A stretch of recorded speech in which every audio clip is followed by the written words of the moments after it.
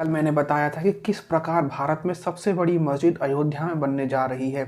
इस मस्जिद का नाम होगा मोहम्मद बिन अब्दुल्ला। इसका अर्थ होता है अब्दुल्ला का बेटा, जो कि मोहम्मद था। इस मस्जिद की फाउंडेशन को रखने के लिए मक्का से जो वहाँ पे काबा है, वहाँ के शाही इमाम को यहाँ पर बुलाया जा रहा है। और इस तरह से ये इंटीग्रेशन का कार्यक्रम चल रहा है भारत और सऊदी अरब के बीच। वहाँ से इमाम आ रहे हैं, यहाँ यहाँ पर इंपोर्ट किए जा रहे हैं और यहाँ पर रेडिकलाइजेशन को और जिहाद को प्रमोट किया जा रहा है। अब ये जो मस्जिद बनने जा रही है, ये ज़मीन किसी ने खरीदी नहीं है, इस सरकार ने खैरात में उन्हें दे दी है 5 एकड़ ज़मीन। वहीं मैं आपको दूसरी खबर बता देता हूँ। आपने एक समाचार एजेंसी का नाम सुना होगा, DW, ड्यूच वेल, जो कि जर्मनी की समाचार एजेंसी है। ये समाचार एजेंसी पूरी तरह से हिंदूफोबिक है, एंटी हिंदू प्रोपेगेंडा चलाने में ही BBC की भी अम्मा लगती है रिश्ते में।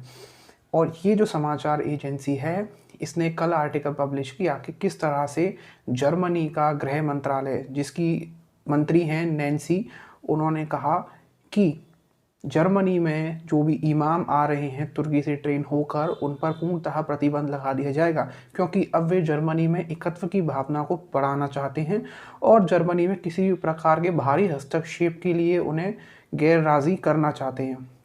अब इस बात से आप एक चीज़ सोचिए, वहाँ भारत में क्या हो रहा है। वहाँ भारत में सऊदी अरब से इमामों को बुलाया जा रहा है और जर्मनी अपने यहाँ पे जो इमाम आ रहे हैं तुर्की से, उन्हें प्रतिबंधित कर रहा है। नैन्सी आगे कहती हैं कि वे अपने देश के आदर्श, भाषा और संस्कृति को मुस्लिम समाज में बढ़ावा देना चाहती हैं। ये वही हिपोक्रेट जर्मनी है जिसको ह्यूमन राइट्स की पड़ी रहती है। जैसा कि मैं हमेशा कहता हूँ, human rights are the tools, these are tools for oppressing other countries. ये जो अलग अलग देश हैं, जो वेस्ट कंट्रोल नहीं कर पाता है सीधे से, ह्यूमन राइट्स का तरीका इस्तेमाल करके उन्हें कंट्रोल करने की कोशिश करता है। जर्मनी अपनी तरफ इमामों पर प्रतिबंध लगा रहा है, जो कि हम समझ सकते हैं क्यों। लेकिन अगर भारत ऐसा करे, जो कि भारत कर नहीं रहा है, तो उसको बड़ी आपत्ति होगी। जिसमें आप दो बात समझ सकते हैं कि भारत किस तरह से अपनी फॉरेन पॉलिसी को चला रहा है और वहाँ से इमामों को इंपोर्ट कर रहा है। इमाम यानी कि जिहाद को इंपोर्ट कर रहा है अपने देश में, उसका आयात कर रहा है। और दूसरी तरफ आप देख सकते हैं कि जर्मनी जैसे देशों की क्या हिपोक्रेसी होती है, जिनको अपीस करने के लिए, जिनको तृप्त करने के लिए, जो वो कभी नहीं होते हैं, उनको करने के लिए भारत हमेशा अपनी फॉरेन पॉलिसी को अपने हित से ज़्यादा डाइवर्ट कर देता है, उनके इन्फीरियोरिटी कॉम्प्लेक्स को दूर करने के लिए, ताकि उनसे वैलिड स्कोर्स ले सके और उनसे हाँ बुलवा सके। It's a white man complex.